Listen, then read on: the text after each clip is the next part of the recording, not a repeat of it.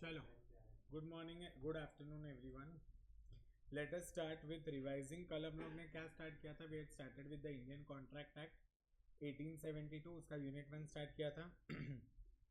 Okay यहाँ पर दो पार्ट्स है. Part 1 is general contracts and part 2 is special contracts. ठीक है, अब ध्यान से सुनना. What is the contract? तो ये सेक्शन 2 क्लॉज एच में डिफाइन किया गया है कि contract is an agreement enforceable by law. तो अग्रीमेंट क्या होता है वो बताया, that every promise and set of promises forming a consideration for each other. अच्छा, एनफोर्सेबल बाय लॉ मतलब क्या? लीगल ऑब्लिगेशन वो क्रिएट करना चाहिए. क्या करना चाहिए? लीगल ऑब्लिगेशन क्रिएट करना चाहिए. ठीक है, फिर अपन ने प्रॉमिस का डेफिनेशन देखा था. प्रॉमिस का डेफिनेशन क्या बोलता है? When the person to whom the proposal is made signifies is assent on that proposal. मतलब वो क्या करता है? असेंट देता है, मतलब अप्रूवल देता है, एक्सेप्ट करता है. ठीक है, तो वो प्रपोजल जब एक्सेप्ट हो जाता है तो वो क्या बन जाता है? Promise. Is this clear? So promise is what? Offer plus acceptance. ठीक है, एंड दस कॉन्ट्रैक्ट मतलब क्या होता है? जो भी एक्सेप्टेड प्रॉमिस है उसके साथ साथ जब एनफोर्सेबिलिटी आती है तब वो क्या बन जाता है? Contract. Domestic and social obligations are not in the scope of this.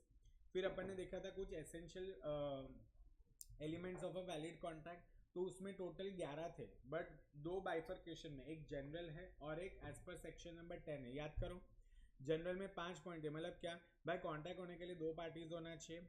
Okay, intention क्या होना चाहिए? कुछ लीगल ऑब्लिगेशन क्रिएट करने का. साथ ही साथ सारी की सारी लीगल फॉर्मेलिटीज फुलफिल होनी चाहिए. अच्छा, सर्टेनिटी ऑफ मीनिंग होना चाहिए. मतलब क्या कि अग्रीमेंट वेग नहीं होना चाहिए. एंड लास्ट क्या बोला है? Possibility of performance. Impossible contracts कभी भी बनते हैं क्या? मतलब is it possible to make such contract जिसका परफॉर्मेंस इम्पॉसिबल हो? नहीं. समझ में आ रहा है? सो हम याद आ रहा है. फिर अपन ने देखा था essential elements as per section number 10. ठीक है, सबसे पहला क्या है? Offer and acceptance. उसके बाद नेक्स्ट क्या है? Free consent. फिर कैपेसिटी ऑफ पार्टीज. मतलब क्या? 3 condition as per section number 11 fulfil होने चाहिए. सबसे पहले मेजोरिटी होना चाहिए 18 साल के ऊपर का, साउंड माइंड होना चाहिए. तीसरा क्या बोला है? डिस्क्वालीफाइड नहीं होना चाहिए वो. ठीक है, उसके बाद अपन ने देखा था कंसिडरेशन होना चाहिए. No consideration no contract. No consideration बराबर. कंसिडरेशन का मतलब क्या होता है? क्विड प्रो क्यो, मतलब समथिंग इन रिटर्न. फिर lawful consideration and lawful objective होना चाहिए. बराबर. ड्रग्स का कोई कंसिडरेशन नहीं चलता. एंड लास्ट, वो एक्सप्रेसली वॉइड नहीं होना चाहिए. ये एडिशनल कंडीशन है as per section number 10. Is this clear? फिर अपन ने सीधा मॉड्यूल से मैंने तुम लोग को बताया था टाइप्स ऑफ कॉन्ट्रैक्ट्स. ठीक है, याद करो, अपन ने एक कैटेगरी कंप्लीट कर लिया था, that is on the basis of validity या एनफोर्सेबिलिटी. वैलिड कॉन्ट्रैक्ट मतलब कौन सा कॉन्ट्रैक्ट होता है जो सारे के सारे एसेंशियल्स फुलफिल करता है, जहां पर एक क्या होता है? Agreement plus enforceability by law होता है. उसको क्या बोलते हैं? Valid contract. याद आ रहा है कि नहीं आ रहा है तुम लोग को? फिर वॉइड कॉन्ट्रैक्ट मतलब क्या?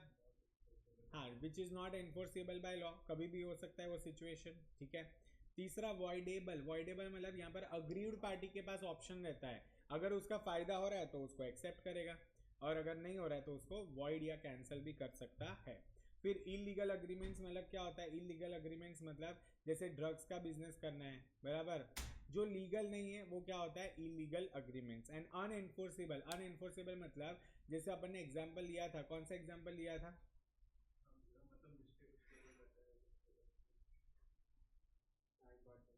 यस, टाइम बार डेट का एग्जांपल लिया था ना अपन ने.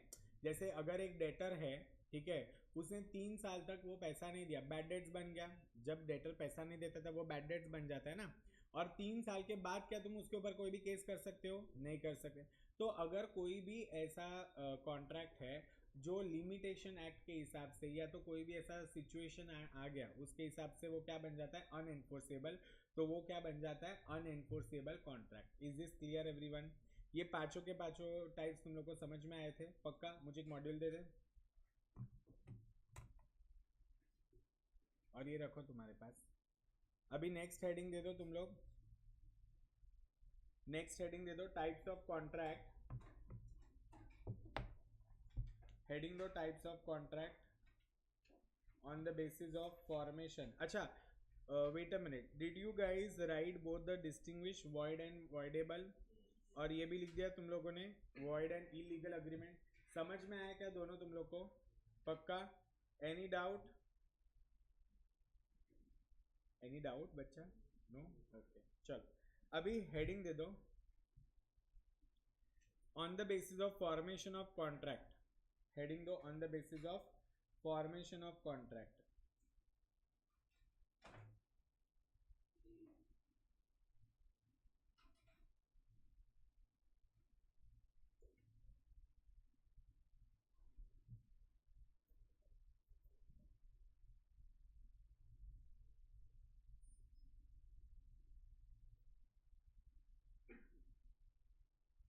ठीक है, अब इसके अंदर सबसे पहला क्या है, एक्सप्रेस कॉन्ट्रैक्ट। ये एक्सप्रेस कॉन्ट्रैक्ट मतलब क्या, कि देखो क्या बोला है, a contract would be an express contract if the terms are express by words or in writing. इसको क्या बोलते हैं, एक्सप्रेस कॉन्ट्रैक्ट। अभी कुछ लिखो मत, 2 मिनट पहले समझ लो, फिर मैं टाइम देता हूँ लिखने का।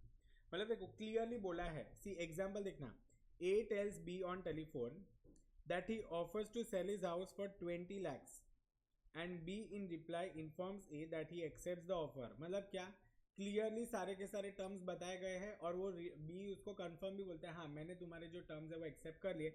मतलब कहना है से this is an example of N express contract. मतलब क्या होता है देखो, if a proposal or acceptance of any promise is made in words, the promise is said to be express। बराबर, एक्सप्रेस मतलब क्लियरली बातचीत करके, it must be in words or in writing. समझ में आ रहा है तुम लोग को, बराबर।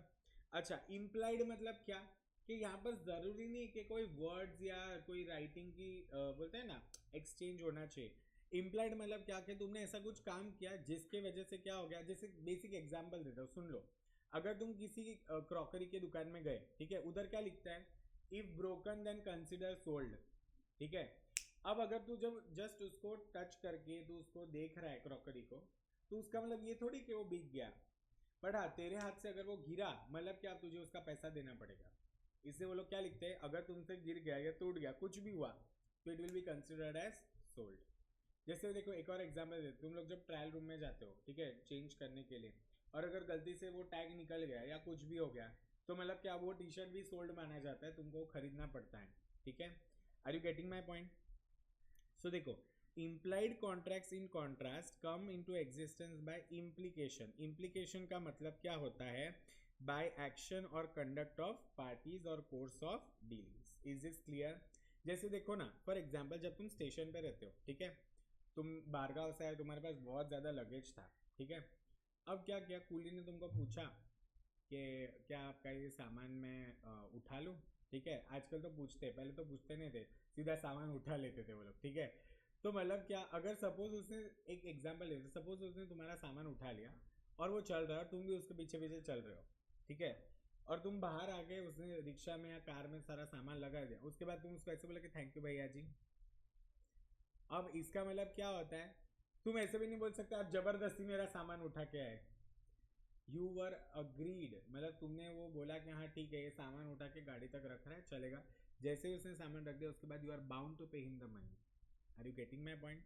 सो इसमें क्या तुम लोग ने कोई भी वर्ड्स एक्सचेंज किए नहीं, उसने क्या किया, सीधा तुम्हारा सामान उठाया, तुम कुछ बोले नहीं, तुम भी चलते गए, गाड़ी में पूरा सामान सेट हो गया। अब वो क्या, उधर कूली क्या चैरिटी करने के लिए खड़ा है, उसको क्या मसल बिल्डिंग करना है, वेट ट्रेनिंग करना है, तो उधर तुम्हारे लगेजेस उठाएगा नहीं, वो उसका जॉब है, तो तुमको उसको कंपलसरी पैसा देना पड़ेगा। इम्प्लाइड कॉन्ट्रैक्ट समझ में आया क्या तुम लोग, यस और नो। सो देखो, when a coolie in uniform picks up the luggage of A to be carried out of railway station without being asked by A and A allows him to do so, it is an implied contract and A must pay for the services of the coolie detailed by him।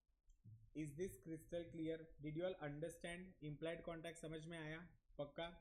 अभी जो next है ना, tacit. Tacit का मतलब होता है silent. Tacit का मतलब क्या होता है, मतलब यहां पर हमें स्पोकन वर्ड्स या रिटन लैंग्वेज की जरूरत नहीं है। Okay, so they are those that are inferred through conduct of parties without any spoken words और रिटन। ठीक है, एक एग्जाम्पल लेते हैं, जैसे a classic example of tacit contract would be when cash is withdrawn by a customer of a bank from ATM. ठीक है, मतलब देखो एटीएम से जब तुम लोग क्या करते हो, कैश निकालते हो, तो उधर क्या तुम लोग को वर्ड्स या ऐसा कुछ एक्सचेंज करने की जरूरत है नहीं। The moment you insert your card and you just type the amount and your PIN, cash आ जाता है। Are you getting my point. So another example क्या है, कि where a contract is assumed to have been entered when the sale is given effect to a fall of a hammer in an auction sale.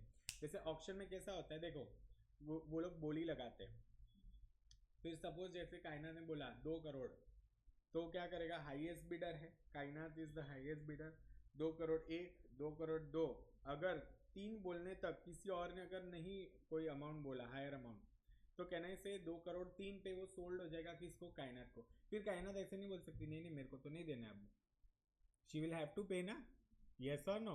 बोले कि ऐसे मैं तो मजाक कर रही थी, ऐसे मेरे पास पैसे नहीं थे, जस्ट बोली को बढ़ा रही थी, अब वो फंस गई। Now she will have to compulsory buy the product. Is this clear guys? Did you all understand? So can I say tacit is a kind of an implied contract only? Is this clear? Tacit is a kind of an implied contract only. समझ में आया क्या? चलो, सो अब तक अपन ने 3 type के contracts देखे। सबसे पहला कौन सा देखा? Express contract. एक्सप्रेस मतलब क्या? 2 शब्द याद रखने का। द टर्म्स, देखो the terms are express by words or in writing. क्या याद रखोगे? The terms are express by words or in writing, ठीक है। इम्प्लाइड मतलब क्या? It is by course of some action, conduct of parties or course of dealing. 3 words implied में याद रखोगे, course of dealing, by action और conduct of parties. Is this clear? अब implied के अंदर ही एक और ऑप्शन है, that is tacit contract. Tacit मतलब क्या? कि जहां पर टैसिट मतलब क्या, उधर बिल्कुल भी कोई भी वर्ड्स या स्पोकन या रिटर्न फॉर्म की जरूरत नहीं होती, वो एक साइलेंट कॉन्ट्रैक्ट होता है। कैसा टाइप का कॉन्ट्रैक्ट होता है? Silent. Is this clear? Understood? आगे बढ़ू। नेक्स्ट वेरी वेरी इंपॉर्टेंट है कॉजी कॉन्ट्रैक्ट, ठीक है।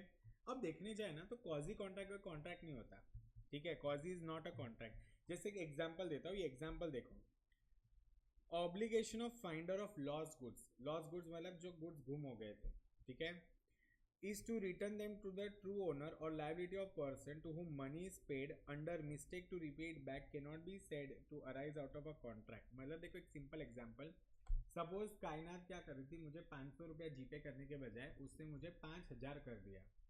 सो कहना से अब मुझे उसको 500 के बदले, मतलब मैं थोड़ी ऐसा बोलूँगा ठीक है 5000 अब मेरे हो गए, नहीं, I am bound to return that to her ना, यस और नो। 4500 उसको मुझे कितने देने थे? 500, बट गलती से एक और जीरो ऐड कर दिया तो कितने आ गए? 5000। तो अब 4500 रुपये मुझे उसको वापस देने पड़ेंगे ना। ऐसे मैं बोल सकता हूँ नहीं नहीं थैंक यू सो मच अब ये मेरा हो गया, ऐसे बोल सकता हूँ क्या? नहीं। So in the remotest sense ये कोई कॉन्ट्रैक्ट नहीं होता, as there is neither an offer nor acceptance nor a consent. इसलिए ऐसे टाइप के कॉन्ट्रैक्ट्स को क्या बोलते हैं? Quasi contract. तो कॉजी कॉन्ट्रैक्ट एज सच कोई कॉन्ट्रैक्ट नहीं होता, बट ये कॉमन सेंस है, एक ऑब्लिगेशन होता है, ठीक है, जो अपन करते हैं, ठीक है। एक और देखो, एक ट्रेड्समैन है, वो क्या करता है, गलती से सी के घर पे, ठीक है, जैसे अमेजोन का कुरियर वगैरह आता है, अब सपोज कैसा है कि उसके बेचारे से फ्लैट नंबर में मिस्टेक हो गई, तो उसने सी विंग 203 के बजाय 302 में वो डिलीवर कर दिया। होता है ना कभी कभी गलती से। मुझे एक बात बताना, क्या वो 302 वाला उसको खुद का सामान समझ सकता है? नहीं समझ सकता ना, उसको कंपलसरी वो देना पड़ेगा। किसको देना पड़ेगा? 203 वाले को। Are you getting my point? तो ऐसे टाइप के कॉन्ट्रैक्ट क्या होते हैं? Quasi contract. मतलब वहां पर 2 जन का कॉन्ट्रैक्ट में आने का कोई इंटेंशन नहीं होता, बट गलती से बेचारे फंस जाते, वो गलती से मिस्टेक होता है ना, वैसे टाइप का कॉन्ट्रैक्ट है ये। Are you getting my point? Is this clear? So देखो क्या बोला है, quasi contract is not a contract but it resembles a contract. मतलब it is created by law under circumstances, ठीक है, सर्टेन सर्कमस्टेंसेस में होता है। ये लॉ क्या करता है? Creates and enforce legal rights and obligation where no real contract exist. क्या कोई कॉन्ट्रैक्ट था? नहीं था। 302 वाले के घर पे गलती से पार्सल चला गया था, but out of humanity, out of some concern उसको क्या करना पड़ेगा? वो 203 को देना पड़ेगा। समझ में आया क्या? Such contracts are known as quasi contracts. Is this clear everyone? अच्छा, इसमें तुम क्या लिखोगे जो मैं हाईलाइट कर रहा हूँ ना, it is a contract in which there is no intention of part of either party to make contract but law imposes a contract upon the parties। अब तक अपन ने कितने टाइप के कॉन्ट्रैक्ट देखे? याद करो वापस से। सबसे पहला अपन ने देखा एक्सप्रेस कॉन्ट्रैक्ट, फिर उसके बाद कौन सा देखा? Implied contract. इम्प्लाइड का ही एक पार्ट है टैसिट कॉन्ट्रैक्ट, जिसको साइलेंट कॉन्ट्रैक्ट बोलते हैं। क्या बोलते हैं? और ये है कॉजी कॉन्ट्रैक्ट। क्या ये कॉन्ट्रैक्ट है? नहीं, ये एक कॉन्ट्रैक्ट नहीं है, बट कॉन्ट्रैक्ट जैसा ऑटोमेटिकली बन जाते हैं क्योंकि फंस जाते हैं गलती से मिस्टेक। इसको कैसे तुम याद रखोगे हमेशा? गलती से मिस्टेक, ठीक है, और बेचारे फंस जाते हैं। Are you understanding? Is this clear? जैसे कुछ ऐसे स्टूपिड मूवीज में तुम लोग ने देखा रहेगा, दुल्हन बदल जाती है, अब एक बार वो सारा सिंदूर पहना दिया, मंगलसूत्र, तो शादी हो गई ना। Are you understanding? तो मतलब क्या दैट वे यहाँ पर कैसा है, तुम्हारी कोई ऐसी इंटेंशन नहीं होती कॉन्ट्रैक्ट करने की, बट गलती से कॉन्ट्रैक्ट हो जाता है। मतलब कुछ ऐसे सर्कमस्टांसेस होते हैं जिसमें you are now imposed by law to enter into a contract. Is this clear everyone? ठीक है। एंड लास्ट है तुम्हारा ई कॉन्ट्रैक्ट। ई कॉन्ट्रैक्ट मतलब क्या, यहाँ पर हम इलेक्ट्रॉनिक मीन्स यूज करते हैं, जैसे ईमेल यूज कर दिया या ई कॉमर्स। जैसे अमेजोन पे तुमने ऑर्डर प्लेस किया, सुनना ध्यान से, अमेजोन पे तुमने क्या प्लेस किया, एक ऑर्डर प्लेस किया, अब तुमने पेमेंट कर दिया, तो कहना से अमेजोन ने अगर तुम्हारा पार्सल डिलीवर नहीं किया, तुम उसके ऊपर केस कर सकते हो कि नहीं कर सकते? अच्छा सपोज तुमने पेमेंट नहीं किया, कैश ऑन डिलीवरी है, और वो तुम्हारा पार्सल नहीं देता, तो क्या तुमने सामने कुछ कंसिडरेशन दिया है? तो तुम कुछ नहीं बोलोगे, हाँ ठीक है, मैंने भी पैसा नहीं दिया, उसने भी गुड्स डिलीवर नहीं किया। Are you getting my point? So देखो आजकल ना ये ज़्यादा चलता है, ई कॉन्ट्रैक्ट ज़्यादा चलते हैं, मतलब इलेक्ट्रॉनिकली अपन क्या करते हैं, किसी के भी साथ कॉन्ट्रैक्ट में एंटर करते हैं। अब देखो ई कॉन्ट्रैक्ट में क्या होता है, डिफरेंट पार्टीज और person create networks which are link to other networks through EDI. EDI मतलब क्या, इलेक्ट्रॉनिक डेटा इंटरचेंज। तुमने कभी नोटिस किया, तुम कहीं से कोई पर्टिकुलर ब्रांड से शॉपिंग करो, बट मैसेज तो तुमको सारे ब्रांड वाले भेजते हैं। क्यों ऐसा होता है? सारे ब्रांड वाले क्यों मैसेज भेजते हैं? क्योंकि वो लोग क्या करते हैं, तुम्हारा नंबर चोरी कर लेते हैं। Are you understanding my point? Is this clear? So electronic commerce या ई कॉमर्स कॉन्ट्रैक्ट्स बहुत आजकल फेमस हो गया है। मतलब क्या कि हम लोग इलेक्ट्रॉनिक मोड यूज करके अपन क्या करने वाले हैं, बिजनेस करने वाले या कॉन्ट्रैक्ट में एंटर होने वाले हैं। And these are also known as, इसको क्या बोलते हैं, ईडीआई कॉन्ट्रैक्ट्स बोलते हैं, मतलब इलेक्ट्रॉनिक डेटा इंटरचेंज। क्या बोलते हैं? इलेक्ट्रॉनिक डेटा इंटरचेंज, या साइबर कॉन्ट्रैक्ट्स भी बोलते हैं। क्या बोलते हैं? और इसका एक और नाम क्या है, माउस क्लिक कॉन्ट्रैक्ट। क्या है? Mouse click contract. एग्जाम में वो लोग इस पे तुमको फंसाएंगे, माउस क्लिक कॉन्ट्रैक्ट क्या होता है, क्योंकि ये एकदम नया नाम है ना। चलो तुमको साइबर याद रह जाएगा, तुम लोग को ई कॉन्ट्रैक्ट्स याद रह जाएंगे, तुमको ईडीआई भी याद रह जाएगा, बट माउस क्लिक तुम सोचोगे ऐसा कौन सा टाइप का कॉन्ट्रैक्ट था, ये तो हमने कभी पढ़ा ही नहीं था। Are you understanding guys? Is this clear? पक्का? चलो हेडिंग दे दो, नोटबुक में लिखो।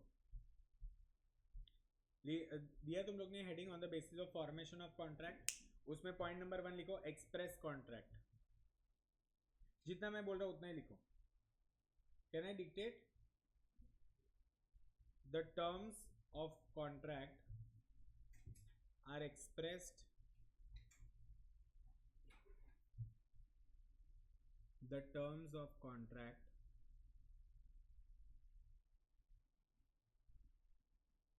the terms of contract are expressed by words or in writing.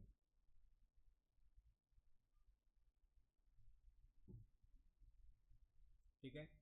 Point number 2 लिखो, implied contracts।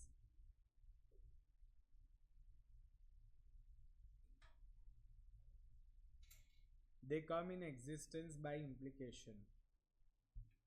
They come in existence by implication.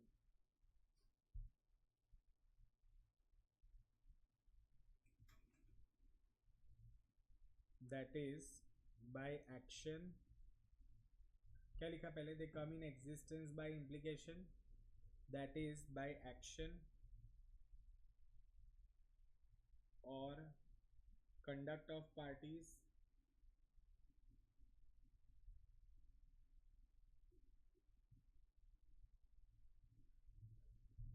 or course of dealings or course of dealings।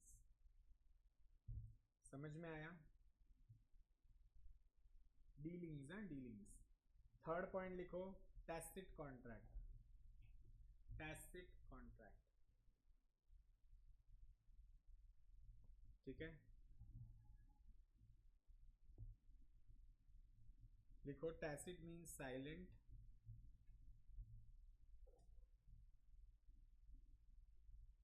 silent contracts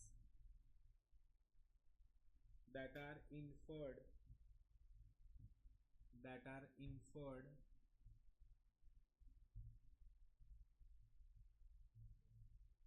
through conduct of parties,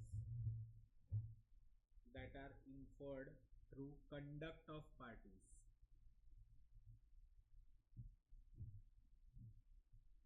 Without any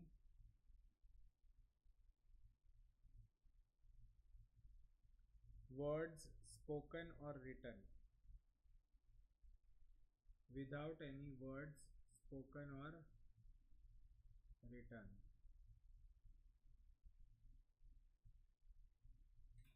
ठीक है, ये हो गया. Next लिखो कॉजी contracts. Next point लिखो कॉजी contract.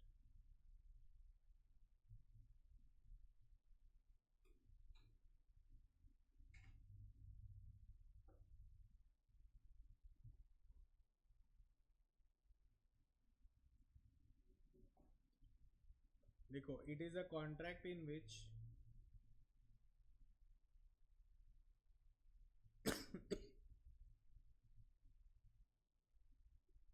there is no intention. वही लिखना जल्दी लिख. It is a contract in which there is no intention on part of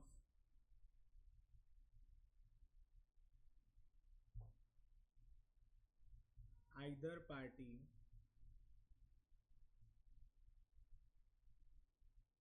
to make a contract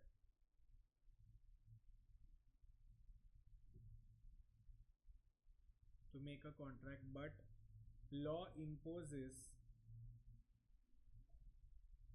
a contract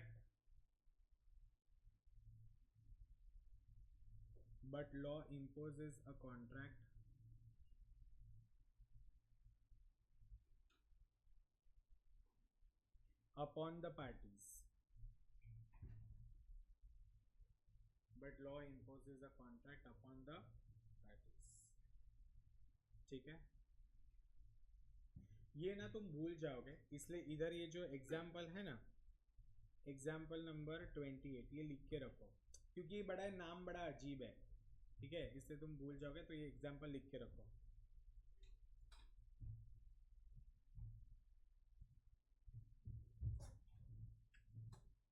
तुम लोग कल जो पढ़ा था वो रिवाइज करके आए थे. प्लीज कॉन्ट्रैक्ट एक में मैं बोलूँगा प्लीज रिवाइज करते रहना.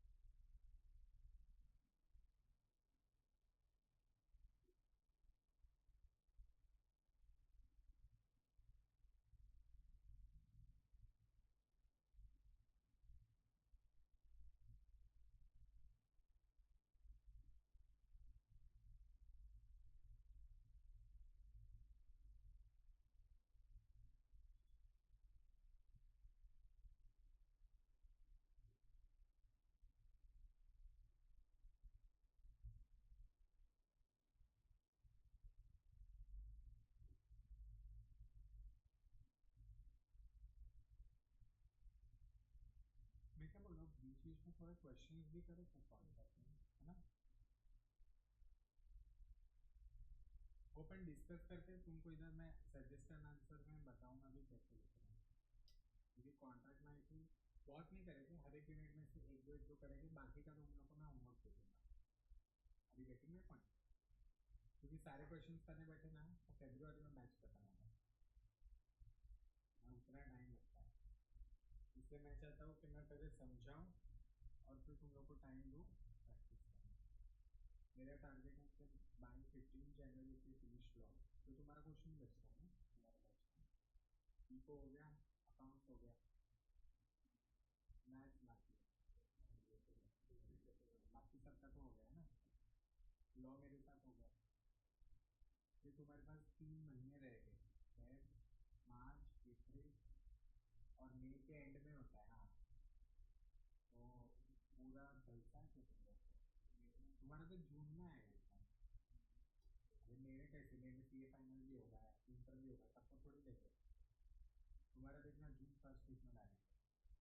इधर बिठाएंगे बच्चों को, वो सोचो मतलब कुछ ना कुछ एटलीस्ट तुम्हारा ना बाद में होगा, एंडिंग के टाइम तुम्हारे 4 दिन चाहिए ना, स्कूल खाली होते थे,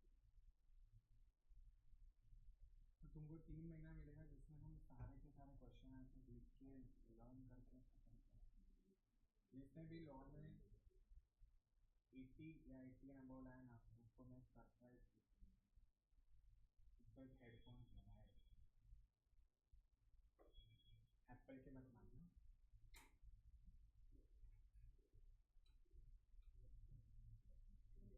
हो गया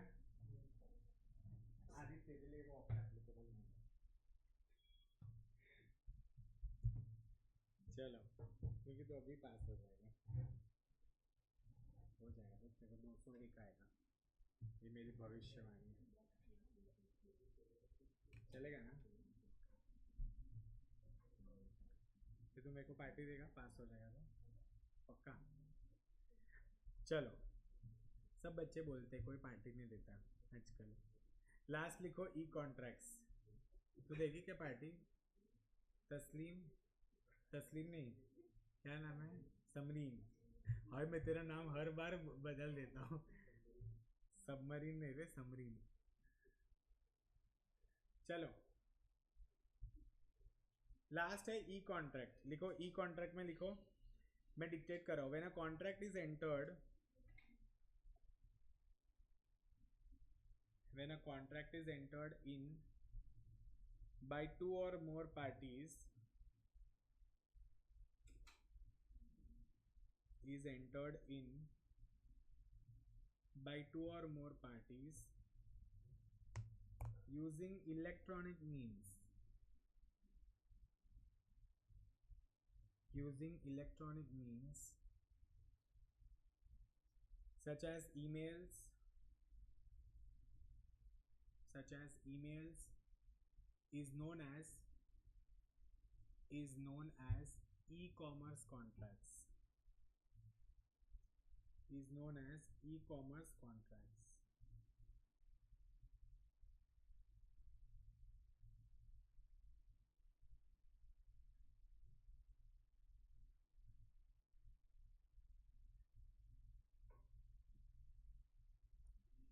ठीक है, full stop, continue। These are known as EDI contracts, these are known as EDI contracts और साइबर कॉन्ट्रैक्ट्स और mouse click contracts. Mouse click को ना कैपिटल लेटर्स में लिखना, क्योंकि एग्जाम में यही चीज में वो लोग कंफ्यूज करेंगे।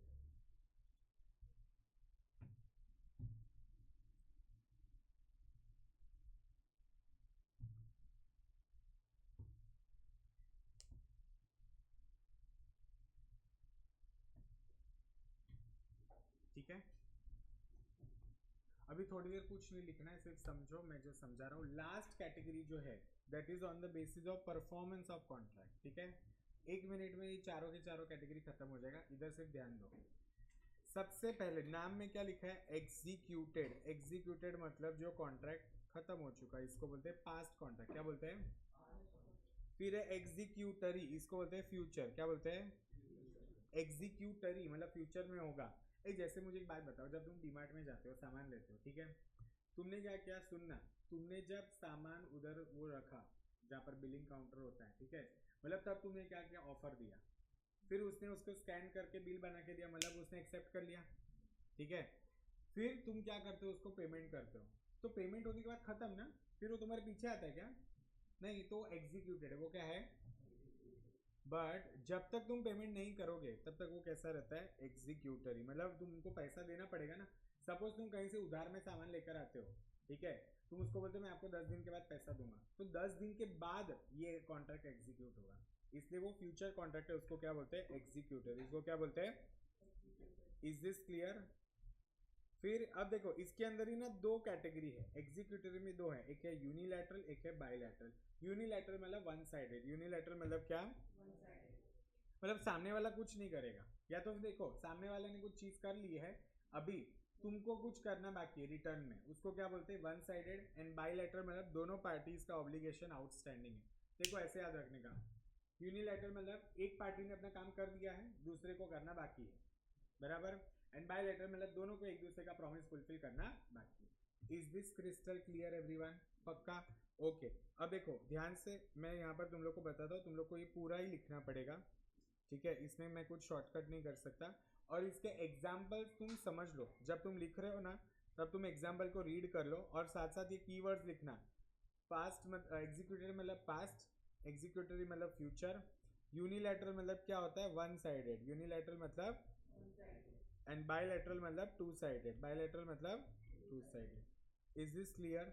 तुम लोग को एग्जाम्पल्स नहीं लिखने हैं, तुम लोग को बस ये जो हाईलाइट कर रहा हूँ ना उतना लिखना है तुम लोग को। समझ में आया? इसके साथ अपने टाइप्स ऑफ कॉन्ट्रैक्ट्स होते खत्म। तो ऑल टुगेदर किसी को याद है कि अपने कितने टाइप्स के कॉन्ट्रैक्ट पढ़े?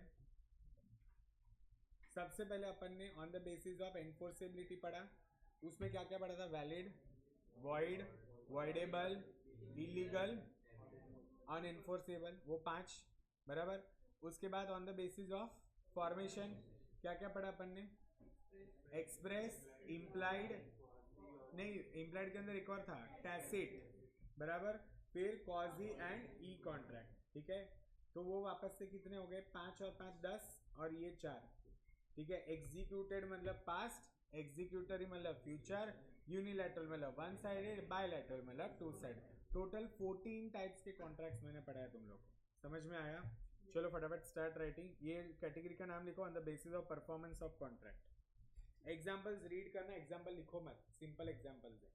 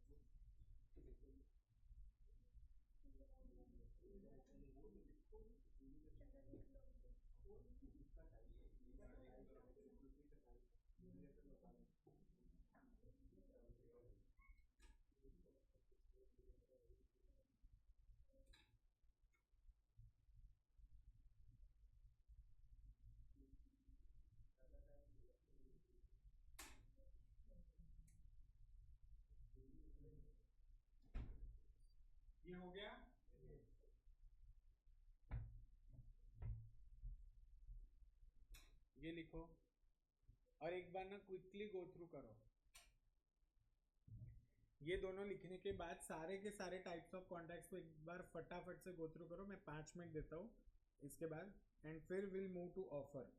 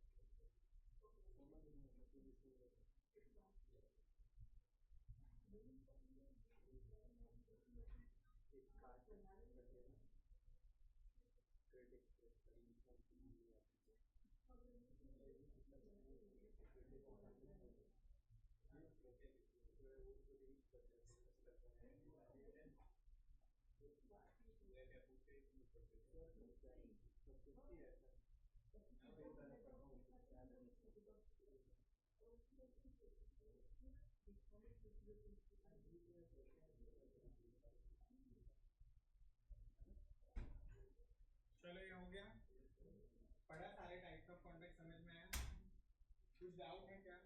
तुम लोग पढ़ते नहीं हो तो डाउट कैसे आएगा? सिंपल सिंपल चीज है ना, अभी आते हैं बड़ी चीज में, ठीक है? अभी जो नेक्स्ट पार्ट है ना, this is very very interesting. अब तक हम लोग ने सिर्फ डेफिनेशन देखा था कि भैया प्रपोजल क्या होता है, ठीक है? अभी यहाँ पर हम देखो वापस से एसेंशियल्स पढ़ेंगे। देखो जैसे क्या, पहले कॉन्ट्रैक्ट पढ़ा, फिर एसेंशियल्स ऑफ कॉन्ट्रैक्ट पढ़ा, फिर टाइप्स ऑफ कॉन्ट्रैक्ट पढ़ा। अब देखो सेम सीक्वेंस में नहीं रिपीट होगा। अब वापस से प्रपोजल क्या होता है, ये ऑफर क्या होता है, फिर ऑफर के लिए क्या क्या एसेंशियल्स है और टाइप्स ऑफ ऑफर। मतलब ये जो फॉर्मेट है ना लॉ का, ये वैसा ही है, ठीक है? देखो यहाँ पर सबसे पहले तुम डेफिनेशन देखोगे, उसके बाद एसेंशियल्स हो गया, ये एसेंशियल्स वाले पॉइंट खत्म हो गए। उसके बाद देखो टाइप्स ऑफ ऑफर या काइंड्स ऑफ ऑफर, फिर उन लोग ने उसको क्लासीफाई कर दिया, जनरल, स्पेसिफिक, काउंटर, क्रॉस या स्टैंडिंग, ठीक है? तो ये सब जैसे ही खत्म होगा, फिर वापस से essentials of a valid offer, जैसे वैलिड कॉन्ट्रैक्ट था वैसा ही, ठीक है? उसके बाद ये सारे एसेंशियल्स होने के बाद इतने बड़े पॉइंट्स है, फिर अपन यहाँ पर एक डिस्टिंग्विश बिटवीन पढ़ेंगे what is an offer and invitation to offer. जो मैंने तुम लोग को एक एग्जांपल में बताया था कि दुकान के बाहर जो मैनिक्विन वगैरह होता है, क्या वो ऑफर होता है? वो एक इन्विटेशन टू ऑफर होता है। यहाँ पर अपन एक डिस्टिंग्विश बिटवीन भी देखेंगे, offer and invitation to offer. फिर एक बार ऑफर खत्म हुआ, फिर ऑफर प्लस क्या होना चाहिए? एक्सेप्टेंस। तो भैया एक्सेप्टेंस का डेफिनेशन, एक्सेप्टेंस के लिए क्या क्या रूल्स है, वही वैलिड एक्सेप्टेंस के लिए। फिर एक्सेप्टेंस के क्या क्या टाइप्स होते हैं, ये सब खत्म होएगा। उसके बाद communication of offer and acceptance, मतलब कैसे कम्युनिकेट करने का, ठीक है। यहाँ पर कुछ केस लॉज है, ये सबसे इंटरेस्टिंग पार्ट है। And then communication of performance, revocation of offer and acceptance, मतलब पूरा ये जो है ना स्टार्ट एक दूसरे से रिलेटेड ही है, कैसे हम लोग ऑफर को रिवोक कर सकते हैं, तब जाके तुम्हारा यूनिट नंबर 1 होता है खत्म। Are you getting my point? See unit 1 is lengthy, unit 2 is very चिंदी, ठीक है। वो सिर्फ कंसिडरेशन है, छोटा सा यूनिट है। समझ में आ रहा है तुम लोगों को? अपन शांति से जाएंगे क्योंकि यूनिट 1 अगर स्ट्रॉन्ग रहेगा ना तो आगे के यूनिट्स में बेस बना रहेगा, ठीक है। चलो अभी स्टार्ट करते हैं ऑफर। अब ऑफर का डेफिनेशन तो तुम लोग को ऑलरेडी पता है, व्हाट इज ऑफर। सो क्या है इसका डेफिनेशन? वेरी वेरी इंपॉर्टेंट है। सेक्शन 2 क्लॉज ए क्या बोलता है? When one person signifies to another, इसका अपन ने चार्ट फॉर्म में डेफिनेशन लिखा है, हिज विलिंगनेस टू डू। देखो ऑफर कोई काम करने के लिए भी होता है या किसी को कोई काम करने से रोकने के लिए। एब्सटेन फ्रॉम डूइंग एनीथिंग मतलब क्या? किसी को कोई काम करने से रोकने के लिए। जैसे एक बेसिक एग्जांपल लेते हैं, मैं और हर्ष हम दोनों पार्टनरशिप में थे, मैं हर्ष और आदित्य हम 3 पार्टनरशिप में थे और हम लोग क्या कर रहे थे, हम लोग आइसक्रीम बनाकर बेच रहे थे, ठीक है। जैसे नेचुरल आइसक्रीम, वैसे हमारा क्या था, एक आइसक्रीम बनाने का बिजनेस था। अब जब हम लोग का एक आइसक्रीम बनाने का बिजनेस था ना, तो हम लोगों ने क्या किया था, हम लोगों ने आइसक्रीम बनाने के बिजनेस में हम लोग ने किया था कि एक जो हमारा पूरा सीक्रेट फार्मूला वगैरह था ना, वो सब चीज़ थी। फिर मुझे एक बात बताओ, जब मैं फॉर्म छोड़ के चला गया, ठीक है, तो अब क्या होगा, जब मैं फॉर्म छोड़ के गया तो ये लोग मेरे साथ मेरे को एक ऑफर देते। क्या ऑफर देते?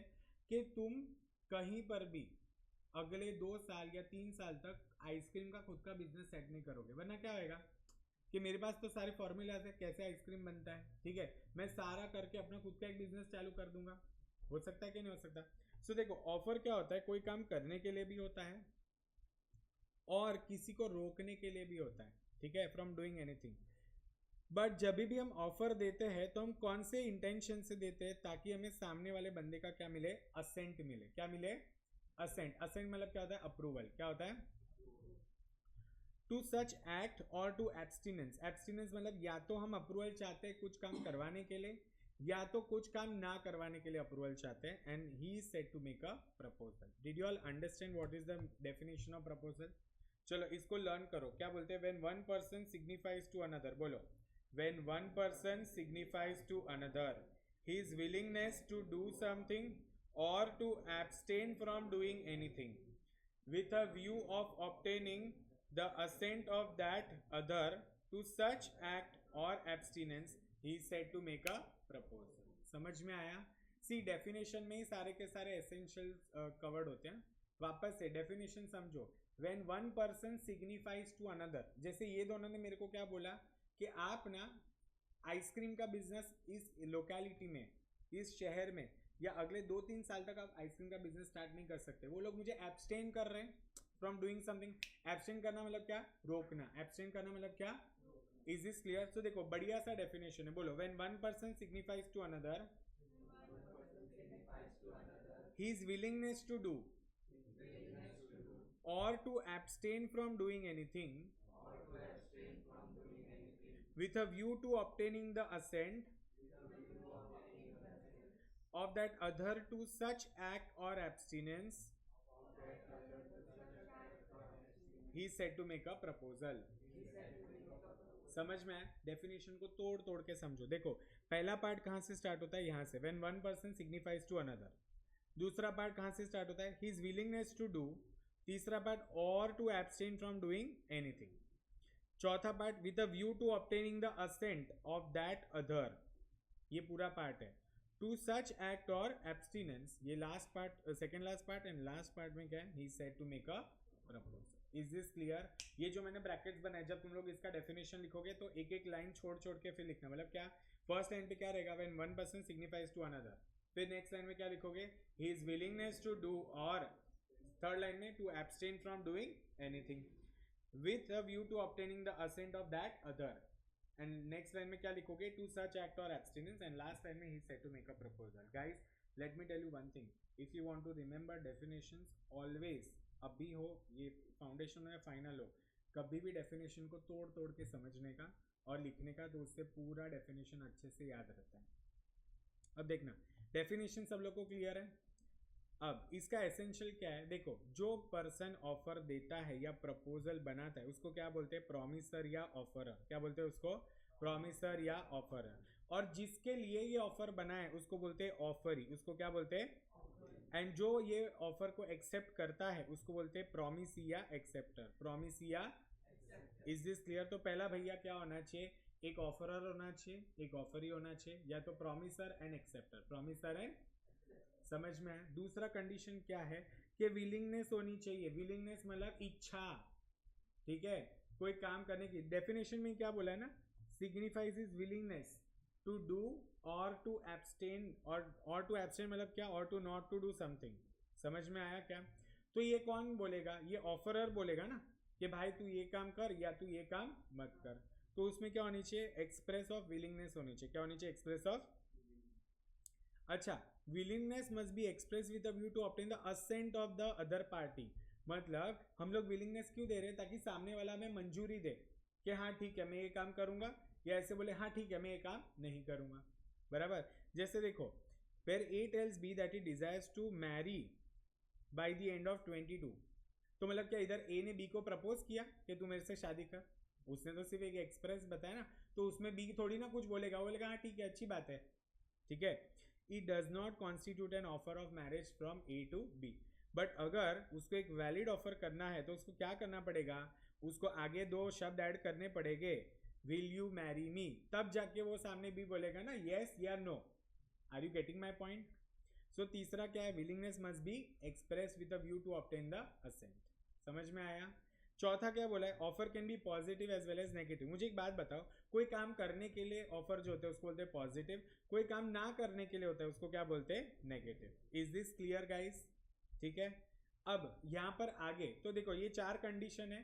चार कंडीशन ऑफ एन ऑफर है. क्या बोला मैंने? चार कंडीशन ऑफ एन ऑफर. सबसे पहला क्या कंडीशन है कि जो पर्सन जो ऑफर देता है उसको प्रॉमिसर या ऑफरर बोलते हैं. जो एक्सेप्ट करता है उसको प्रॉमिसी या एक्सेप्टर बोलते हैं. ठीक है. फिर यहाँ पर विलिंगनेस होनी चाहिए टू डू और नॉट टू डू समथिंग. साथ ही साथ क्या बोला है कि जो भी विलिंगनेस है उसको एक्सप्रेस करो ताकि सामने तुमको क्या मिले? Assent of the other party मिले. एंड लास्ट क्या बोले? Offer can be positive as well as negative. To do is a positive offer, to abstain is a negative offer. Definition का ही पूरा हम लोग ने तोड़ तोड़ के समझ लिया. ओके. अब देखो सबसे इंटरेस्टिंग पार्ट है काइंड्स ऑफ ऑफर. सबसे पहले हाउ इट इज मेड. तो उसके बेसिस पे एक्सप्रेस ऑफर या implied offer. And to whom it is made पे general offer and specific offer. Is this clear? तो अपन यहाँ पर ये सारी चीजें सीखने वाले. Classification of offer. चलो सबसे पहला बोलता है जनरल ऑफर. जनरल ऑफर मतलब क्या? कहने से सबके लिए होता है. कोई भी इसको, जिसको भी इस ऑफर का नॉलेज हो, सुनना मेरे शब्दों पे ध्यान देना, अभी बोर्ड पे कुछ मत देखो, मुझे देखो और शब्दों पे ध्यान देना. जनरल ऑफर मतलब it is open for all. जिसको भी इस ऑफर के बारे में पता चला वो उसको क्या कर सकता है? एक्सरसाइज कर सकता है. जैसे न्यूज़पेपर में ऐसा लिखा है कि बोरीवली में एक नया इन्फिनिटी मॉल खुला. ठीक है. वहां पर फर्स्ट डे पे फ्लैट 50% सेल है सारे ब्रांड्स के ऊपर. ये जनरल ऑफर है. अब वो ऑफर मुझे पता चली, मैं चला गया फटाफट इन्फिनिटी मॉल. ठीक है. फर्स्ट डे ही था. कैन आई से कि उधर जाके वो लोग ऐसे मुझे बोल सकते हैं नहीं नहीं आपके लिए नहीं है. अरे तुमने तो ऑफर सबके लिए डाला ना. It was a public offer, it was a general offer. तो जिसकी भी इच्छा हो वो उसको क्या कर सकता है? एक्सेप्ट कर सकता है. Are you getting my point? General offer में एक बड़ा ही इंटरेस्टिंग केस लॉ है, Carlill versus Carbolic smoke balls and Company. यहां पर क्या हुआ था देखो ध्यान से सुनना. कार्बोलिक स्मोक बॉल्स कंपनी ये कंपनी है जिसने क्या किया कि एडवर्टीजमेंट दिया बहुत सारे न्यूज़पेपर में कि रिवॉर्ड दिया जाएगा 100 पाउंड का किसी भी बंदे को जिसको अगर इन्फ्लुएंजा हुआ after using the smoke balls produce by carbolic smoke ball and company. मतलब देखो सिंपल सा है, ये लोग क्या करते थे? स्मोक बॉल्स प्रोड्यूस करते थे. ठीक है. अब वो यूज करके अगर किसी को भी इन्फ्लुएंजा हुआ, इन्फ्लुएंजा मतलब एक टाइप का इन्फेक्शन होता है. ठीक है. वो अगर किसी को भी हुआ तो ये लोग कितने का रिवॉर्ड देंगे? 100 पाउंड का रिवॉर्ड देंगे, ठीक है। अब एक लेडी है मिसिस कार्लिन, उसने क्या किया, ये स्मोक बॉल्स यूज किए as per the directions of the company, and उसके बाद भी उस बिचारी को क्या हो गया? इन्फ्लुएंजा। मुझे एक बात बताओ, क्या मिस कार्लिन को यहाँ पर 100 पाउंड मिलेगा या नहीं मिलेगा? मिलेगा या नहीं मिलेगा? ऑफ कोर्स मिलेगा, because she has accepted the offer. मतलब वो गई ना उधर कंपनी में, are you getting my point? She went in that company and she asked for the claim of 100 pounds. Is this crystal clear? समझ में आया तुम लोग को? पक्का? जनरल ऑफर समझ में आया? ओके एक होता है स्पेसिफिक ऑफर। स्पेसिफिक ऑफर मतलब क्या?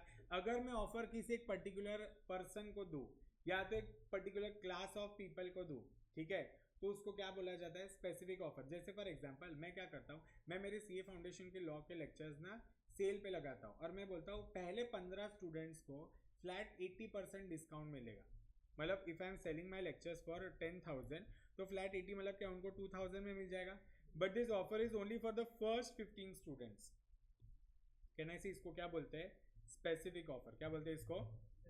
अच्छा सपोज मैंने बोला कि मेरे जो लेक्चर्स है वो सिर्फ एजे नेक्स्ट के ही स्टूडेंट्स को मिलेंगे, तो can I see this offer is only for the, मतलब सॉरी अपना वेदांता के स्टूडेंट्स को ही मिलेंगे, तो this offer is applicable only to which students? Vedanta students. Is this clear? Understood? Okay यहाँ पर भी एक केस लॉ है, बोल्टन वर्सेस जोन्स। इसका तुम लोग को दिया है क्या? यहाँ पे नहीं दिया है, केस लॉ नहीं दिया है, तो तुमको पढ़ने की जरूरत नहीं है, ठीक है। केस लॉ सिर्फ मेंशन किया, they have not given the explanation and all that, ठीक है। आगे कहीं दिया रहेगा तो देख लेंगे। इन शॉर्ट क्या होता है, दो टाइप की ऑफर होती है, एक होती है जनरल ऑफर, एक होती है स्पेसिफिक ऑफर। जनरल ऑफर कोई भी एक्सेप्ट कर सकता है, स्पेसिफिक ऑफर सिर्फ वही बंदा एक्सेप्ट कर सकता है जिसके लिए वो ऑफर बनी है। Is this clear guys? Understood? So देखो जनरल ऑफर में क्या बोला है, it is an offer made to public at large and hence anyone can accept and do the desired act, ठीक है। इधर केस लॉ कौन सा है? Carlill versus Carbolic smoke balls and company. ये तुम लोग को पूरा केस लॉ लिखना है नोट्स में, इंपॉर्टेंट है। देखो मैं सारे केस लॉज लिखवा रहा हूँ क्योंकि केस लॉज के बेसिस पे वो लोग क्या करते हैं, क्वेश्चंस बनाते हैं। फिर है स्पेसिफिक ऑफर या स्पेशल ऑफर। मतलब क्या? When the offer is made to a specific or a certain person it is known as a specific offer. तुम्हारे पुराने मॉड्यूल में है क्या ये केस लॉ? है बोल्टन वर्सेस जोन्स? किसी के पुराने मॉड्यूल में है क्या? है? दे मुझे दे बुक दे।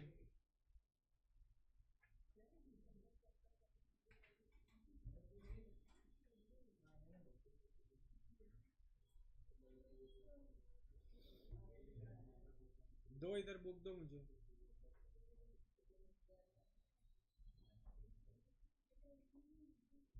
हाँ इधर दिया है। तो अपन क्या करेंगे, यहाँ पर इन लोग ने भले मेंशन नहीं किया, अपन इधर से मैं तुम लोग को डिक्टेट करवा दूंगा कि यहाँ पर क्या होता है। देखो बुल्टन करके एक जो बंदा है ना, वो क्या करता है, ब्रोकलहर्स्ट से बिजनेस खरीदता है, ठीक है। अब ब्रोकलहर्स्ट क्या था, उसका क्रेडिटर था, सॉरी जोन्स करके एक देखो तीन बंदे, सुनो ध्यान से। एक है बुल्टन, ठीक है, एक है ब्रोकलहर्स्ट और एक है जोन्स, ठीक है। सो बुल्टन ने क्या किया, बुल्टन बॉट अ बिजनेस फ्रॉम ब्रोकलहर्स्ट, ठीक है। अब जोन्स ये जो बंदा था ना, ये ब्रोकलहर्स्ट का क्रेडिटर था। मतलब क्या कि he had to get the money from Brocklehurst, but अब पूरा का पूरा बिजनेस किसके हाथों में चला गया, बुल्टन के पास चला गया। अब Jones who was a Brocklehurst creditor placed an order with Brocklehurst. उसने क्या किया, यहाँ पर एक ऑर्डर प्लेस किया for the supply of certain goods. अब यहाँ पर क्या हो गया कि बुल्टन ने क्या किया, ये जो स्टॉक ऑफ गुड्स था, जो सामान था, वो उसने भेज दिया जोन्स को, ठीक है। So Boulton supply the goods even though, एक मिनट रुक जाओ, तुम लोग को ऐसे समझेगा ही नहीं।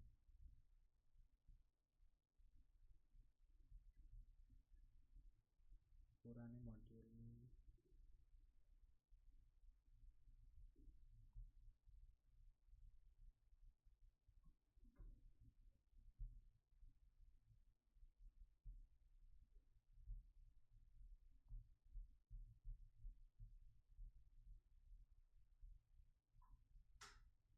अरे इधर भी नहीं दिया है, ऐसा क्यों किया है?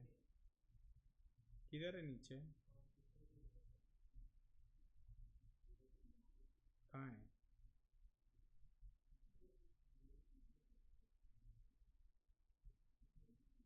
नहीं दिया है, दिया ही नहीं है वो केस लॉ। क्या सिलेबस से हटाइए, चुप रहे।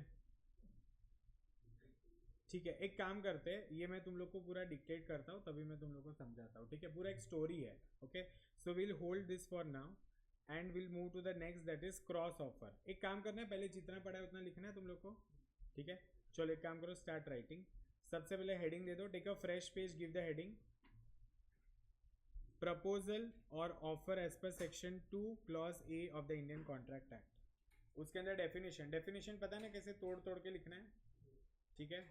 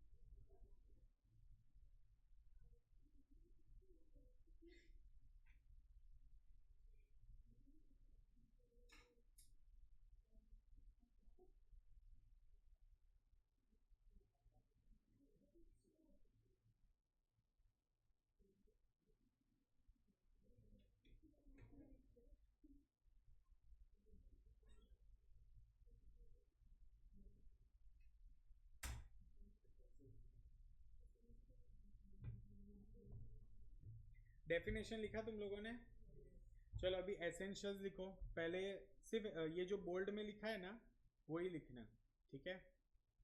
एक काम करो, सुनो, फर्स्ट वाला पॉइंट पूरा लिख दो, क्योंकि उसमें the person to the offer is made is called offeree and the person accepting is this. And second में सिर्फ यही लिखना। ये बहुत रेयरली पूछते हैं एसेंशियल्स ऑफ अ प्रपोजल या ऑफर, कभी अगर पूछ लिया तो ठीक है।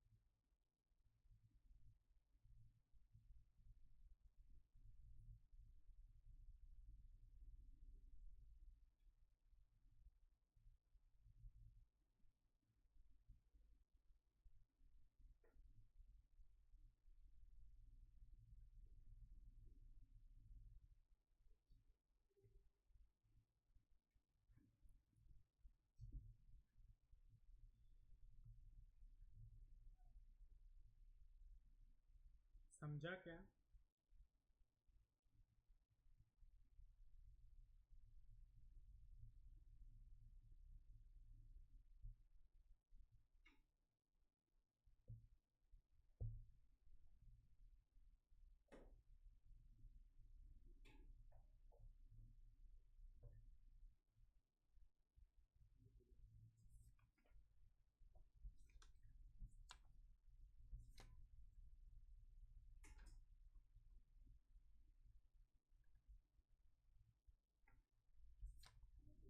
हम्म, हो गया। ये 2 पॉइंट हो गए तुम्हारे। अभी सिर्फ इसका ये जो बोल्ड में लिखा है ना, थर्ड पॉइंट का बस इतना ही लिखो। Willingness must be express with a view to obtain assent, and last में लिखना offer can be positive as well as negative.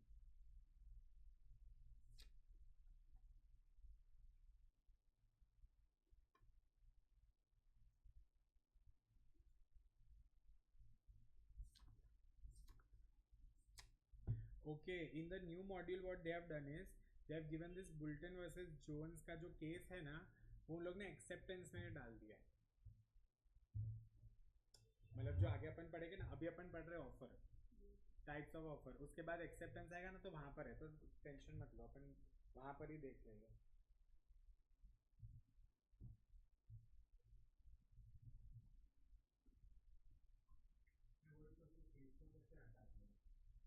पहले वो लोग ऑफर के साथ करते थे, मैं अभी उधर ही समझाऊंगा, हम उधर ही लिख लेंगे।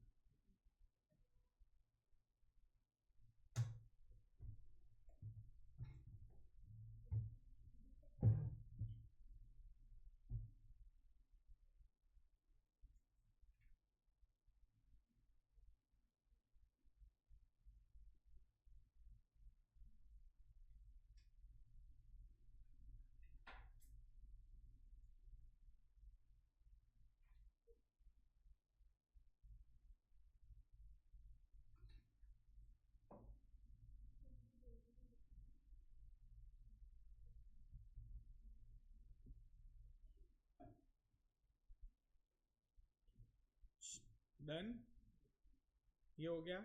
अभी हेडिंग दे दो काइंड्स ऑफ ऑफर।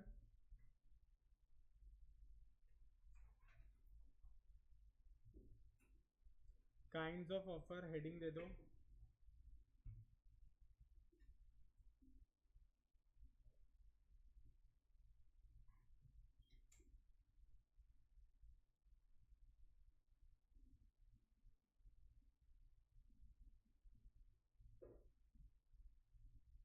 उधर ये चार्ट बना लो, हाउ इट इज मेड, तो express offer, implied offer, and to whom it is made में general offer and specific offer. ये वाला चार्ट बना लो please.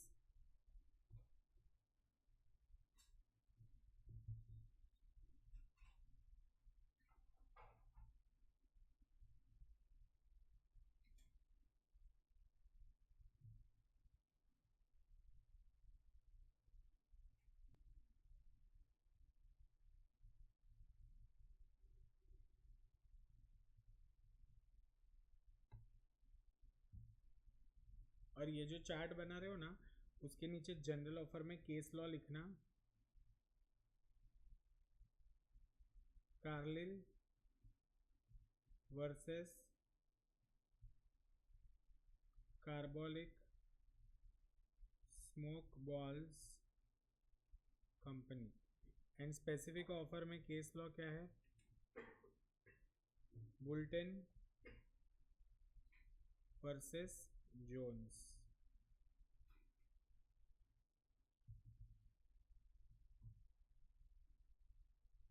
A by the way, ये एक्सप्रेस ऑफर और implied offer is similar to express contract and implied contract. तो हमको अलग से उसका कुछ लिखने की जरूरत नहीं है। समझ में आया ना तुम लोग को?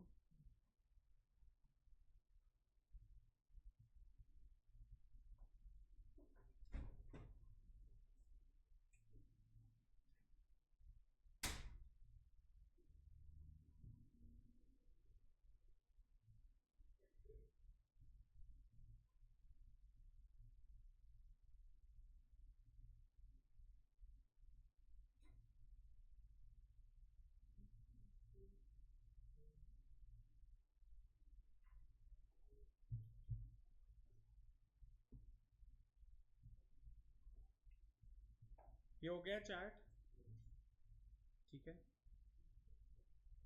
अभी सबसे पहले पॉइंट नंबर 1 लिखो, जनरल ऑफर। पॉइंट नंबर 1 क्या लिखोगे चार्ट के बाद? General offer. जनरल ऑफर लिखो, जितना हाईलाइट किया बस उतना लिखो। It is an offer made to public at large and anyone can accept and do the desired act.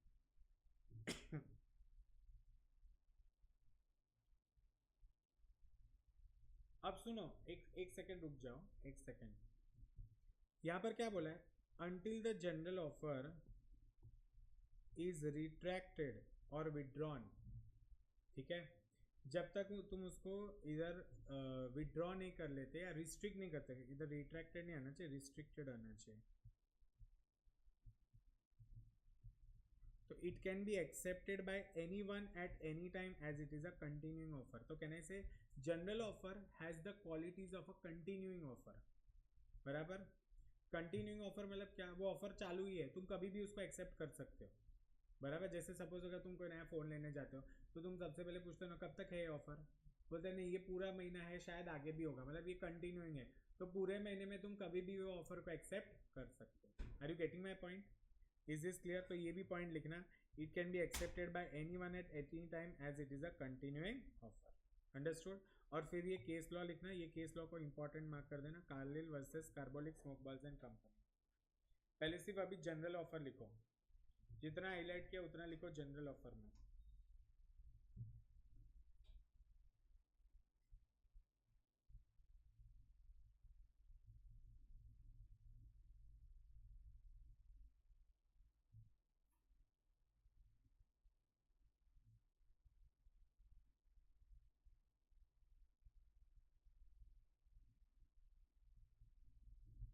इधर ये रिट्रैक्ट ही लिखो, लॉ में रिट्रैक्ट लिखते हैं, ठीक है। रिट्रैक्ट का मतलब ही विड्रॉ नहीं होता है, ठीक है। एग्जाम में अगर रिट्रैक्ट याद ना आए तो सिर्फ विड्रॉन लिख देना, मतलब जब तक जनरल ऑफर विड्रॉ नहीं किया तब तक वो कंटिन्यू है।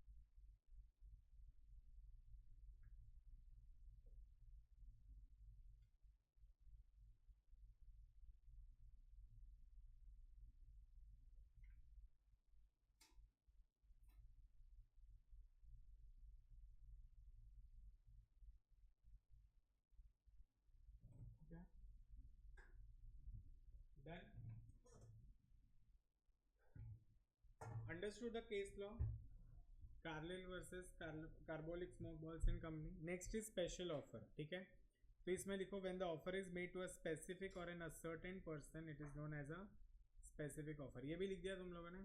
ठीक है, अभी आते हैं वो केस लॉ पे. ये केस लॉ ना इन लोग ने एक्सेप्टेंस में दिया है, तो मैं तुम लोग को लेकर आता हूँ उधर.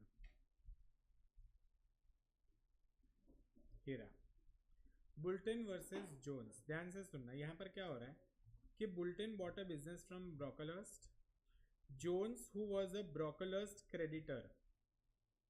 जोन्स किसका क्रेडिटर था? Placed in order with Brocklehurst for the supply of certain goods. Boulton supplied the goods even though the order was not in his name. क्योंकि जोन्स ने क्या किया है, ऑर्डर किसको दिया है? ब्रोकलर्स्ट को. पर जस्ट बिकॉज बुल्टन ने ब्रोकलर्स्ट के बिजनेस को एक्वायर कर लिया है, खरीद लिया है, तो उसने बेचारे ने क्या किया, ऑर्डर प्लेस कर, जो ऑर्डर प्लेस था वो डिलीवर कर दिया. Jones refuse to pay Boulton for the goods because by entering into a contract with Brocklehurst, he is intended to set off his debt against Brocklehurst. So held that as the offer was not made to Bulton, therefore no contract was there between Bulton and Jones. Are you getting my point? Is this clear? So देखो, in case of general offer it can be accepted by any person who has the knowledge, but specific offer में ऐसा नहीं होता. वो कौन accept कर सकता है? सिर्फ और सिर्फ वो पर्सन जिसके लिए वो offer. Are you understanding guys? तुम लोग ने स्पेसिफिक ऑफर लिखा है, उधर ही केस लॉ लिख दो, बुल्टन वर्सेस जोन्स. अच्छा मुझे एक बात बताओ, इन दिस केस भले ही बुल्टन ने ब्रोकलर्स का बिजनेस एक्वायर कर लिया है, क्या वो जोन्स के पास से पैसा वसूल कर सकता है? नहीं कर सकता.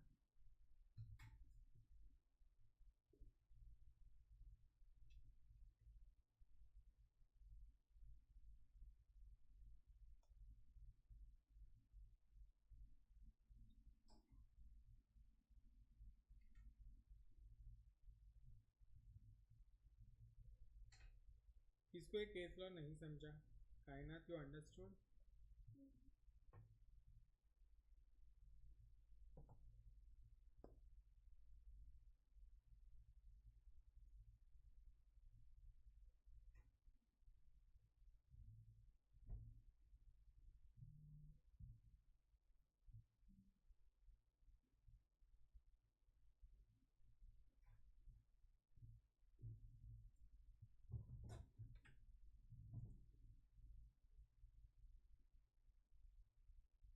क्या हुआ? अच्छा सपोज ऐसा होता कि ब्रोकलर्स भी यहाँ पर होता, तो उसकी डेट सेट ऑफ हो जाती ना. अरे गेटिंग माय पॉइंट? किसकी डेट है? जोन्स की डेट है.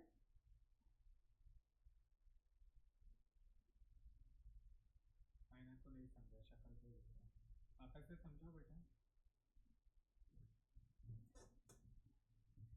सुन, अभी मैं एकदम हिंदी में समझाता हूँ. ठीक है, तो कुछ कुछ केस लॉ हिंदी में समझते हैं ना तो अच्छे से याद रहता है. देखो, एक पार्टी है बुल्टन,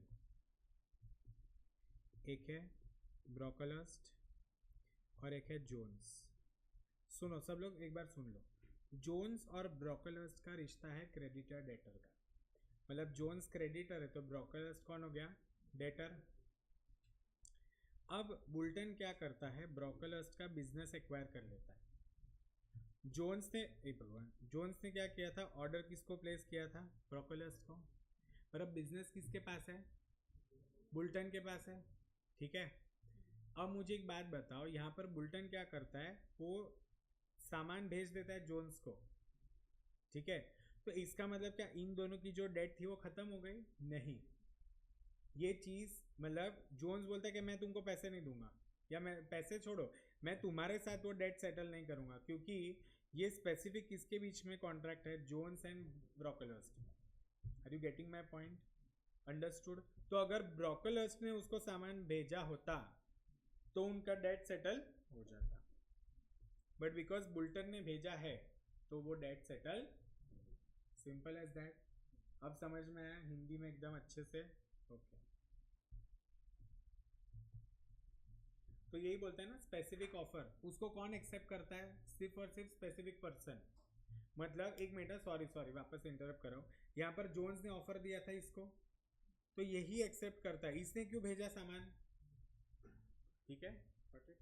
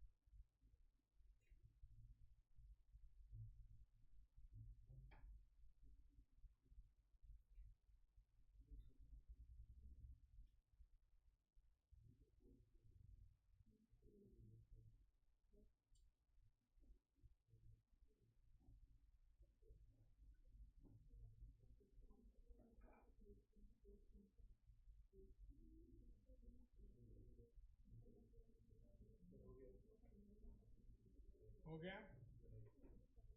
ब्रेक चाहिए? अभी तो 2 ही ऑफर हुआ है। कितना टाइम? 1:45 को स्टार्ट किया था ना अपन ने। 1:45 नहीं, 1:55 को हुआ था।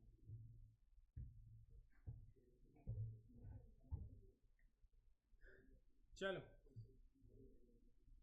आगे बढ़ते हैं। नेक्स्ट टाइप की ऑफर एक है cross offer, counter offer and एक है लास्ट तुम्हारा स्टैंडिंग या कंटिन्यूइंग ऑफर। ठीक है, ये 3 ऑफर करके देता हूँ ब्रेक। अब क्रॉस ऑफर, क्रॉस ऑफर मतलब क्या होता है? सिंपल शब्दों में बताता हूँ। जब 2 पार्टी एक साथ एक ही टाइम पे एक दूसरे को सेम ऑफर देते हैं। क्या बोला मैंने?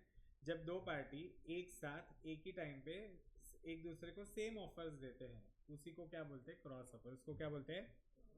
सो देखो क्या बोला है, when two parties exchange identical offers in ignorance at the time of each others offer, such offers are called as cross offer. Is this clear? समझा?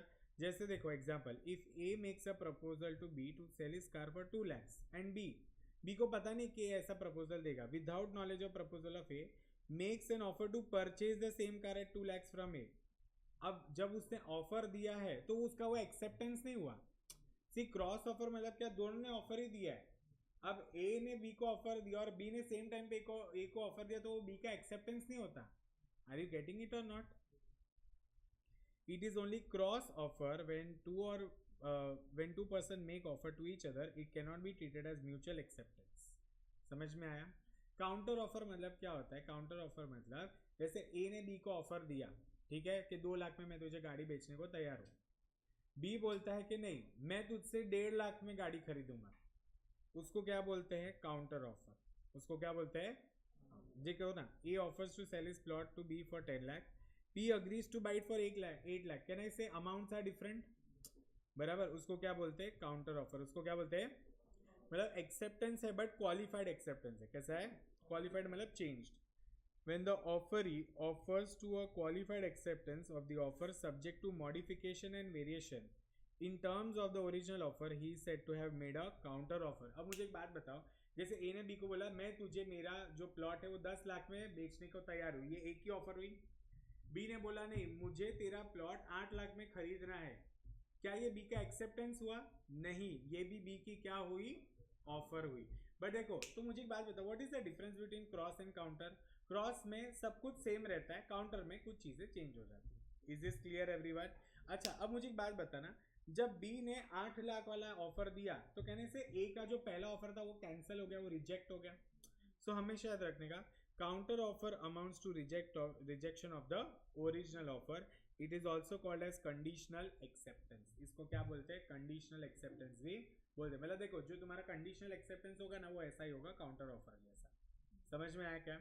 एंड लास्ट इज स्टैंडिंग और कंटिन्यूइंग या ओपन ऑफर. मतलब क्या कि वो एक particular period of time तक open रहता है, उसको क्या बोलते हैं? स्टैंडिंग, कंटिन्यूइंग या open offer. An offer which is allowed to remain open for acceptance.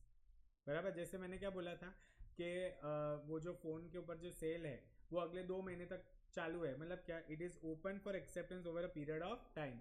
उसको क्या बोलते हैं? स्टैंडिंग, कंटिन्यूइंग या ओपन ऑफर. समझ में आया क्या? यस और नो गाइस? इसके साथ तुम्हारे 5 टाइप के ऑफर्स खत्म हो गए. सबसे पहले जनरल किया, उसमें कौन सा केस लॉ था? Carlill versus Carbolic. स्पेसिफिक किया, उसमें क्या था? Jones and Boulton. ठीक है. फिर तीसरा कौन सा था? Cross offer. चौथा काउंटर ऑफर. एंड पांचवा कौन सा है? Standing offer. Is this clear? इसको फटाफट लिख के खत्म करो, फिर अपन ब्रेक लेते हैं. फिर आज मैं जल्दी नहीं छोड़ूंगा अगर ब्रेक ले रहा हूँ. थक गए क्या आज? क्या हुआ हर्ष? मंजरी करके आए? हैवी लगा?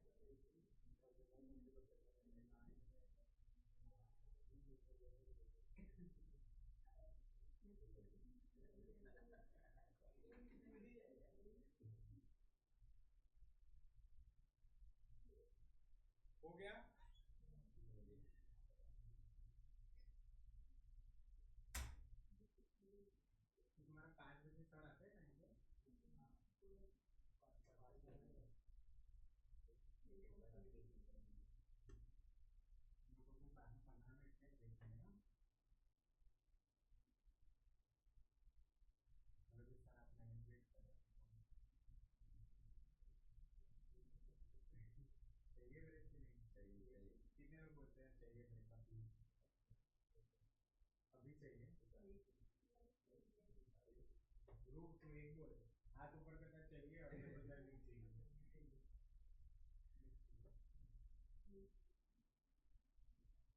दस मिनट में क्या करेगा बता मैं सीधा।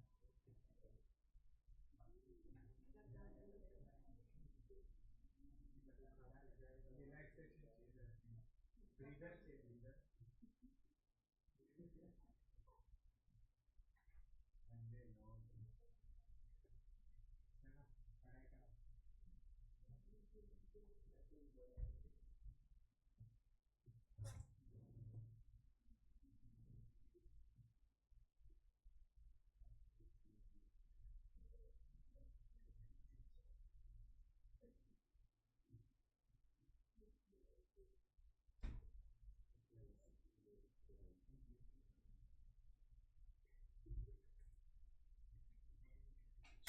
ये फटाफट लिखो रे, हो गया ये।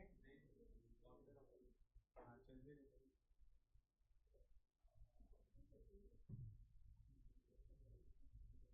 सोचो कॉन्ट्रैक्ट टाइप में अगर तुम एक दिन छुट्टी करोगे तो कितना वर्कलोड बढ़ जाएगा ना। छुट्टी मत करना, सच्ची बोल रहा हूँ। आज शायद दूसरा दिन है ना कॉन्ट्रैक्ट।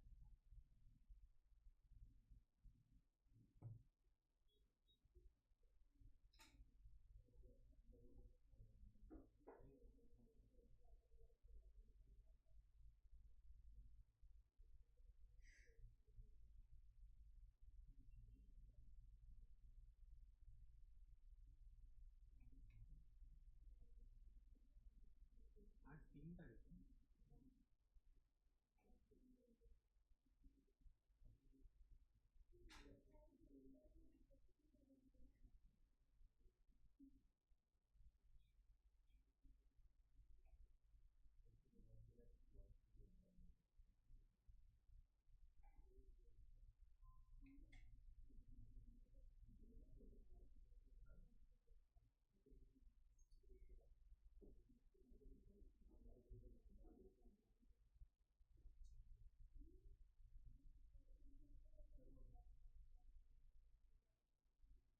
हो गया।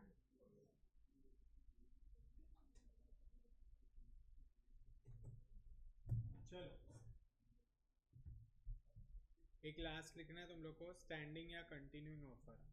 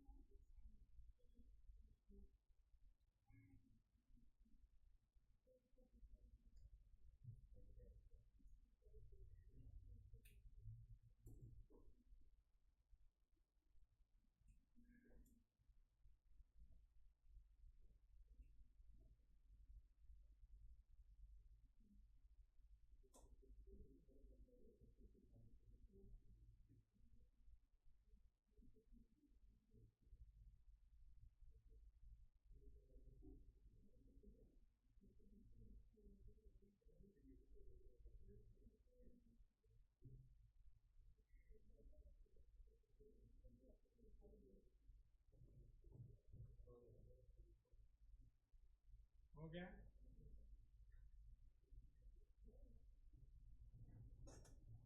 डन. सारे टाइप्स ऑफ ऑफर समझ में आया तुम लोग को? ठीक है, let's take a break of 10 minutes.